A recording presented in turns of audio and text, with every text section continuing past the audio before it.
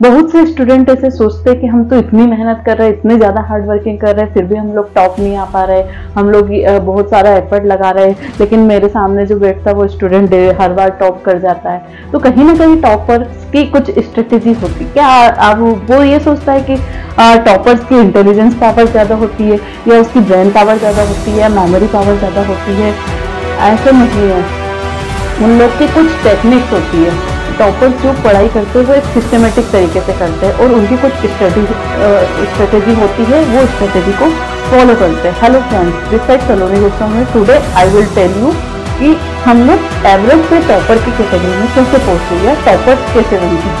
तो जरूर इनमें कुछ डिफरेंस होता है। अब देखिए, अगर हम इनको कंपैरिजन करें, एवरेज वर्सेस टॉपर, इन लोग को कंपैरिजन करते हैं, तो इनके कुछ टॉपिक्स है जो हमें कंपैरिजन करके मैं बताती हूँ टॉपर कैसे पढ़ते हैं।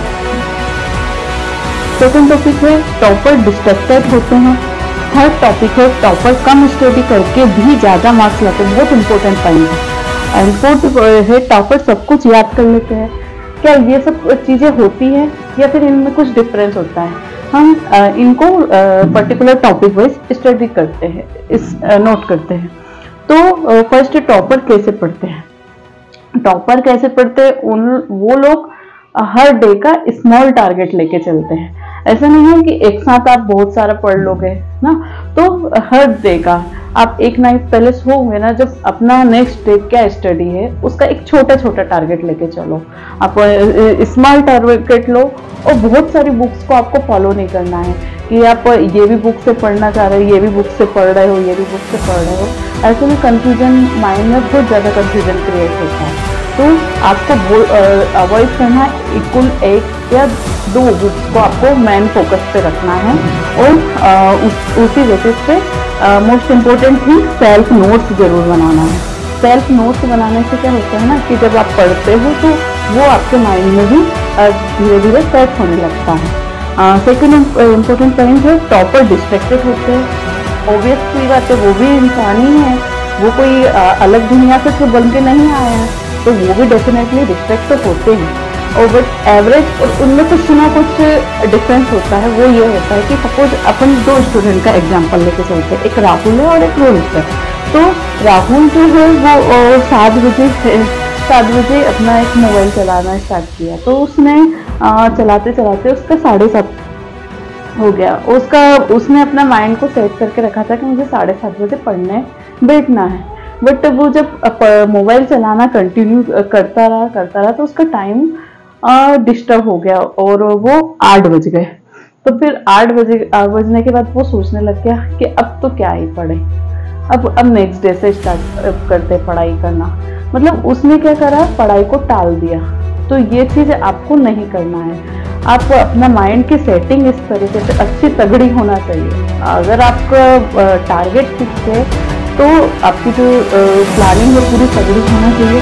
यहाँ पे यही रोहित ये 7 बजे से 7:30 उसने मोबाइल चलाया, बट उसने जब देखा कि हाँ 7:30 बज गया, फिर भी अगर मेरे पास सफिशिएंट टाइम है, मैं कुछ कर सकता हूँ, तो उसने 7:30 बजे अपना स्टडी पॉइंट के लिए पूरा स्टडी करना स्टार्ट किया। थर्ड पॉइंट रहता है। तो यहाँ पे माइंड सेटिंग, डिस्ट्रैक्ट हो रहे हैं, हर व्यक्ति होता है डिस्ट्रैक्ट, बट आपकी माइंड सेटिंग तगड़ी होना चाहिए कि आप जो भी टारगेट लेके चल रहे हो कि हाँ आज की तारीख में मुझे निपटाना है, तो वो आपका डेफिनेटली होना चाहिए। थर्ड पॉइंट टॉपर्स कम स्टडी करके भी ज़्यादा मार्क्स ले आते हैं। ये कैसा लॉजिक है कि कम स्टडी करते हैं और ज़्यादा मार्क्स ले आते हैं, तो उनकी जो प्लस पॉइंट होता है वो कंसिस्टेंसी होती है कि आप ये नहीं हो रहा कि एग्जाम के कुछ समय बचा है और आप 12 आवर दे रहे हो पढ़ाई में, 12 घंटे पढ़ रहे हो, 10 घंटे पढ़ रहे हो, और इसके पहले आप 0 थे। तो ये एक तरीके से प्रॉपर मेथड नहीं। और आप स्टार्टिंग से ना 1 घंटे 2 घंटे अपना माइंड को सेट करके 2 घंटे 3 घंटे ऐसे अगर पढ़ाई को डेली दे रहे हो, 2 घंटे से स्टार्टिंग करके लेके चलो, 2 घंटे से आप डेली पढ़ो, ये एक नियम होना चाहिए।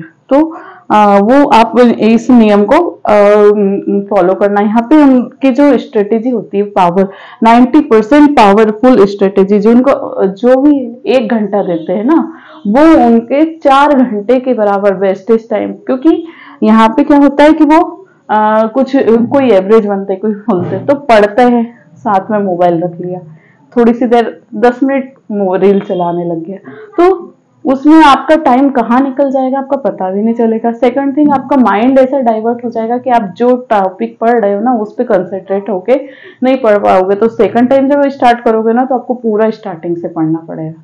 तो जितना भी घर समय आप दे रहे हो ना, भले थोड़ा सा समय दे रहे हो, लेकिन वो समय सिर्फ और सिर्फ स्टडी का होना चाहिए। उसमें कोई सा भी अदर टॉपिक या अदर कोई मटेरियल नहीं आना चाहिए, चाहे वो मोबाइल हो, चाहे वो टीवी हो या कुछ भी हो, आपका अदर मटेरियल कुछ नहीं आना चाहिए। फोर्थ टॉपिक, टॉपर सब कुछ याद कर लेते हैं। इज इट पॉसिबल कि टॉपर सब कुछ याद कर लेते हैं? क्या उनका माइंड सेट होता है क्या इस तरीके से? उसमें कुछ होता है कि वो शॉर्ट टर्म नोट्स प्रिपेयर करते हैं, या शॉर्ट टर्म उनका एक 10 मिनट का एक रिविजन, क्विक रिविजन होता है। जैसे दिन भर आपने जो भी याद करा, 2 घंटे का समय दिया था, जो भी कुछ याद करा, तो आप सोने से पहले ना उसका क्विक रिविजन एक लगा सकते हो 10 मिनट का।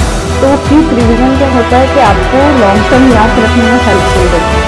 एग्जाम टाइम पे क्या होता है, आपके पास बहुत सारा बर्डन रहता है कि इतना सारा मुझे पढ़ना है, इतना सारा पढ़ना है, but at the time of exam आप इतना सारा नहीं पढ़ पाओगे डेफिनेटली। तो आपको क्या करना है, थोड़ा थोड़ा करके उसको क्विक रिविजन लगाते रहना है। तो ये जो स्ट्रेटेजी है आपको डेफिनेटली नोट और उसको प्रॉपर तरीके से याद करने में वो हेल्पफुल रहेगी। तो यहाँ पे और जो फिफ्थ और लास्ट पॉइंट है, सेल्फ डाउट। और एक और चीज है, यहाँ पे आप जब भी जो कुछ भी पढ़ते हो तो उसको आप बेस्ट तरीके से, ये माइंड में बैठाने का एक बेस्ट वे है कि आप दूसरे को पढ़ाइए या दूसरे की हेल्प कीजिए। आप जो भी टॉपिक आज आपने स्टडी करा आप दूसरे के सामने एक्सप्रेस करोगे ना, तो जितना अपने माइंड से जब एक्सप्रेस कर पाओगे वो चीज़ आपके माइंड में भी एकदम फिट हो जाएगी कि हाँ ये चीज़ आज मैंने पढ़ ली डेफिनेटली। तो वो सामने वालों के लिए भी हेल्पफुल रहेगी, प्लस आपके लिए भी बहुत हेल्पफुल रहेगी। तो डेली आप जो भी पढ़ रहे हो या डेली नहीं हो पाए तो 1-2 दिन छोड़ करके आप किसी और की भी हेल्प कर रहे हो, किसी और को एक्सप्लेन कर रहे हो, तो वो चीज़ आपके टॉपर्स करने में आपको बहुत हेल्प करती है, क्योंकि आपके लिए बहुत इम्पोर्टेंट टाइम रहेगा। और fifth and the last topic है सेल्फ डाउट। सेल्फ डाउट से क्या होता है कि एग्जाम में आपके परसेंट कभी कम बनते हैं, ठीक है। तो आपके पेरेंट्स या कोई सामने वाला भी बोलेगा ये तो पढ़ना ये इससे पढ़ाई में माइंड नहीं लगता। तो इस तरीके से आपका माइंड जो होता है धीरे धीरे नेगेटिव सोचने लग जाता है। बस जब आप खुद और अगर आपके अच्छे पर्सन बने तो आपको अप्रिशिएशन मिलेगा। तो इसमें होगा क्या, जिसके कम पर्सन बने ना वो थोड़ा डिमोटिवेट होगा, नेक्स्ट ईयर उसके परसेंटेज और डिक्रीज हो जाएंगे, धीरे धीरे और डिक्रीज होते चले जाएंगे, है ना। तो ऐसे में वीक होगा।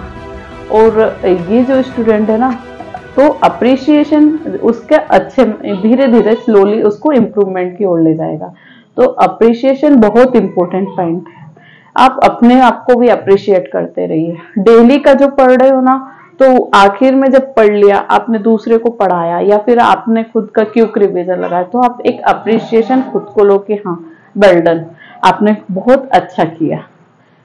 ये फ्रेंड्स, अगर आप ये सब टॉपिक और ये स्ट्रेटेजी फॉलो करोगे ना, तो डेफिनेटली आपको 100% टॉपर्स बन सकते हैं। आपको कोई नहीं रोक सकता टॉपर्स बनने से। इस चीज को आपको डेफिनेटली फॉलो करना है। अपनी कंसिस्टेंसी, अपना टारगेट और अपना पढ़ाई करने का जो मैनर्स।